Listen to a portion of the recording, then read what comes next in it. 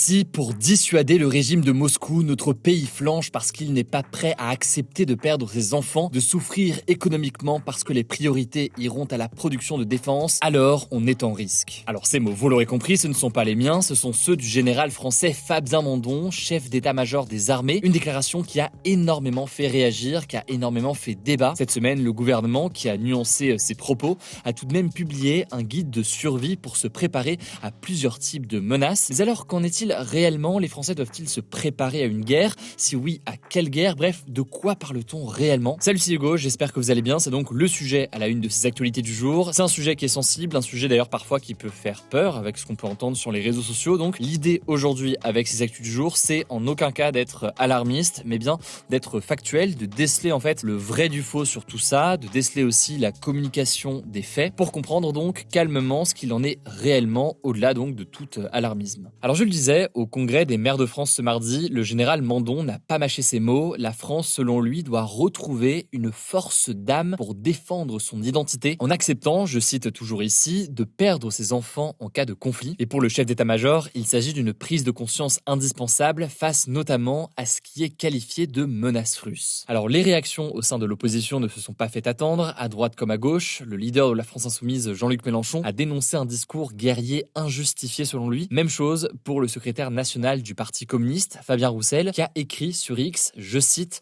51 000 monuments aux morts dans nos communes, ce n'est pas assez, point d'interrogation. Oui à la défense nationale, mais non au discours va-t-en-guerre. De son côté, Louis Alliot, le maire Rassemblement national de Perpignan, a déclaré que la nation ne doit demander un tel sacrifice, je cite, qu'en cas de guerre juste ou de survie nationale. Alors pour tenter de nuancer en quelque sorte ces propos de l'armée française, eh bien Maud Bréjon, qui est la porte-parole du gouvernement, a précisé ce vendredi sur TF1 que, je cite, nos enfants n'iront pas combattre et mourir en Ukraine, coupant court donc à toute rumeur d'engagement massif de la jeunesse française dans un conflit en Ukraine ou autre. Selon elle, les propos du chef d'état-major concernaient avant tout les militaires et non une mobilisation générale de la population. Elle a insisté sur le fait que la France n'est pas sur le point d'envoyer des civils sur le front ou quoi que ce soit, et elle a appelé chacune des forces politiques à, je cite, faire preuve de considération et à éviter donc ce qu'elle considère être ici une forme de surenchère ou de récupération polémique. Elle a par ailleurs assuré que, selon elle, le gouvernement préparait le pays à affronter toute crise par lucidité et non par dramatisation. Mais ce n'est pas tout, puisque dans l'actualité cette semaine, et ce qui a là aussi inquiété, eh bien le gouvernement a publié un guide qui a été intitulé Tous responsables, destiné à aider les Français à anticiper des crises majeures, qu'elles soient sécuritaires, naturelles ou alors liées à un conflit armé. Et on trouve dans ce guide des conseils pratiques pour constituer un kit d'urgence, des réflexes aussi à adopter en cas d'alerte, la liste d'objets aussi essentiels à stocker. On vous a fait d'ailleurs un post sur le sujet cette semaine. Et donc ce manuel, il concerne toutes les situations de crise. C'est pas du tout quelque chose qui est lié à la situation actuelle précisément. Mais donc il n'est pas seulement question de guerre, il est question ici par exemple aussi d'une catastrophe climatique qui pourrait arriver. Il faut noter que la diffusion du document, elle s'était voulue en théorie discrète pour ne pas alimenter un climat anxiogène. Sauf que, évidemment, ça a tout de même pas mal fait parler. Maintenant attention, pour nuancer sur tout ça, c'est un guide qui existe dans de nombreux pays, c'est le cas de la France, et c'est quelque chose qui a été préparé depuis des années, donc c'est important à noter, il n'y a pas forcément de lien direct avec la situation actuelle. Mais alors, est-ce que ces déclarations de l'armée, elles sont inédites? Eh bien, pas forcément en fait. En fait, depuis le début de l'invasion russe massive de l'Ukraine en 2022, les autorités françaises, comme d'autres gouvernements européens,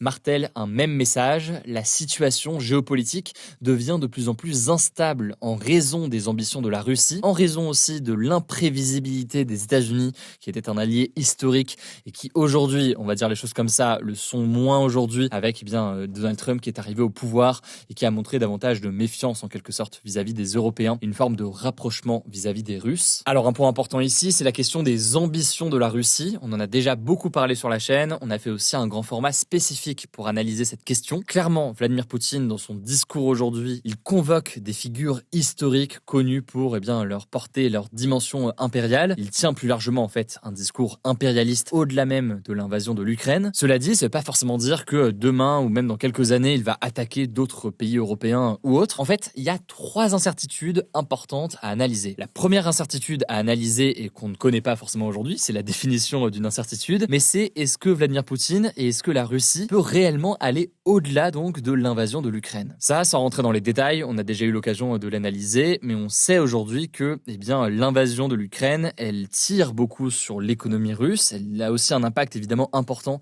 sur le moral et sur des pertes militaires aussi importantes. Il y a donc une question ici d'ordre de moyens pour la Russie. Ensuite, la deuxième question importante, on a dit que Vladimir Poutine a un discours impérialiste, on a eu l'occasion de l'analyser, mais jusqu'où est-ce qu'il veut réellement aller? Là, ça reste une zone d'incertitude, une zone de flou, qui est liée d'ailleurs au premier point, et qui est liée aussi au dernier point d'incertitude.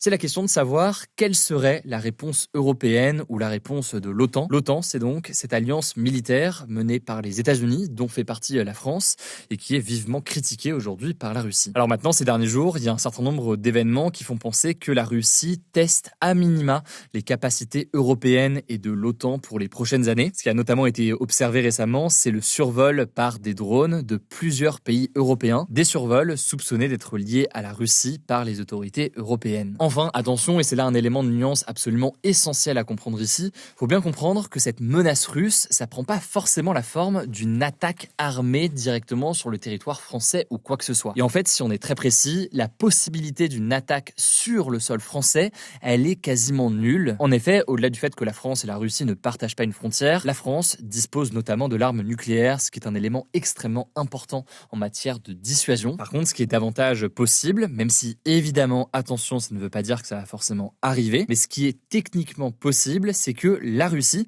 attaque d'autres pays, et par exemple un pays membre de l'OTAN, ou alors qu'on se retrouve dans une situation où il y a une forme d'escalade qui mène ensuite à une guerre. Alors si c'est le cas, là il y a un élément important à comprendre, c'est que la France fait partie de l'OTAN et bien les traités de cette alliance militaire indiquent que si un pays de l'OTAN est attaqué, bien tous les pays membres de l'OTAN, dont la France donc, doivent s'engager pour le défendre. C'est donc davantage en fait dans ce genre de situation que la France pourrait potentiellement se retrouver impliquée, et encore, je le disais donc, c'est incertain. Il n'y a pas d'annonce de guerre aujourd'hui, il n'y a pas de confirmation formelle que la Russie voudrait attaquer et s'en prendre directement à un pays de l'OTAN. Il y a simplement cette alerte donc de plusieurs dirigeants européens aujourd'hui. Et enfin, dernier élément de nuance en quelque sorte, quand on parle de guerre, ça peut prendre plusieurs formes, et notamment ici, ce qu'on observe beaucoup, c'est davantage de questions de cyberattaques, de tentatives de déstabilisation en tout genre. Bref, on ne parle pas que de conflits armés. Enfin, dernière chose à comprendre et à rappeler, c'est que quand on parle de guerre, quel que soit d'ailleurs le pays, une guerre, ça ne veut pas forcément dire une mobilisation générale de toute la population ou quoi que ce soit. Il y a une armée professionnelle, il y a ensuite des réservistes, bref, il y a en quelque sorte différentes étapes ou différentes possibilités. Je rentre même pas dans le détail ici, puisqu'encore une fois, c'est pas quelque chose qui est d'actualité aujourd'hui, mais ça reste, pour prendre un peu de recul, quelque chose qui est à avoir en tête. Enfin, dernière chose qu'on peut noter, je sais qu'il y a quelques mois, il y avait des négociations, des discussions sur le fait que plusieurs pays européens, dont la France, jugeaient potentiellement nécessaire d'amener sur le territoire ukrainien, pas directement sur le front, mais tout de même sur le territoire ukrainien, certains personnels militaires pour protéger en quelque sorte l'Ukraine et s'assurer que la Russie n'aille pas au-delà, en quelque sorte donc une force de dissuasion. Sauf que là-dessus, on en reparlera la semaine prochaine, mais la Russie est complètement contre tout ça dans le cadre de potentielles discussions sur un arrêt des combats. Mais là-dessus, je rentre pas dans les détails, on aura l'occasion d'en reparler. Dans tous les cas, désolé, j'ai été long, mais ça me paraissait essentiel de faire un point là-dessus, déceler en quelque sorte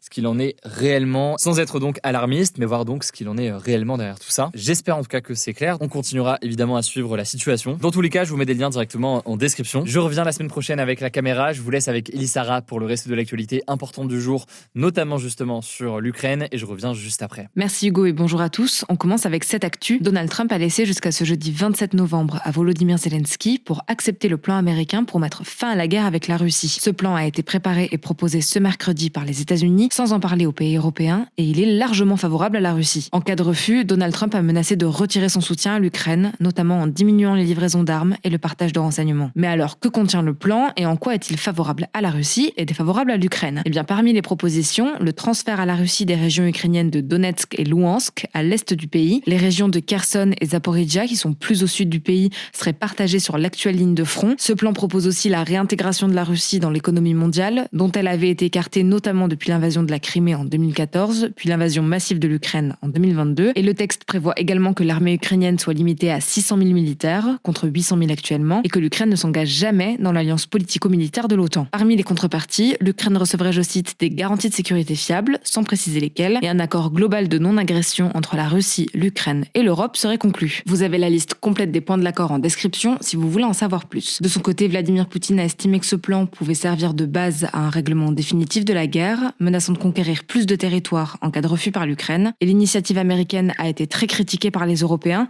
La paix ne peut pas être une capitulation, a notamment déclaré le ministre français des Affaires étrangères Jean-Noël Barrot. Et le Conseil de sécurité ukrainien a annoncé ce samedi que des consultations sur un futur accord de paix devraient commencer dans quelques jours avec les États-Unis. On vous tiendra au courant. Deuxième actu, toujours en lien avec Trump, qui a rencontré son opposant Zoran Mamdani, le nouveau maire démocrate de New York, ce vendredi. Alors pour le contexte, le président américain a farouchement rejeté Zoran Mamdani pendant sa campagne à la mairie de la plus grande ville des États-Unis. Donald Trump avait qualifié le candidat démocrate de communiste, menaçant même de supprimer les financements fédéraux de New York s'il était élu. Zoran Mamdani avait de son côté qualifié Trump de fasciste. Ça n'a pas empêché à l'homme politique né en Ouganda de remporter les élections le 4 novembre dernier avec plus de 50% des voix et devenir le premier maire musulman de la ville. Zoran Mamdani avait notamment axé sa campagne sur le coût de la vie, reprochant au président de défendre en priorité les Américains les plus riches. Mais contre toute attente en connaissance contexte, le président américain a fait plusieurs éloges au maire new-yorkais. Il a déclaré avoir rencontré un homme qui veut voir New York retrouver sa grandeur, qui a la possibilité de faire quelque chose d'exceptionnel et a même assuré vouloir lui venir en aide, concluant par « plus il réussira, plus je serai content ». De son côté, Mamdani a déclaré que la réunion ne s'était, je cite, pas concentrée sur les points de désaccord qui sont nombreux,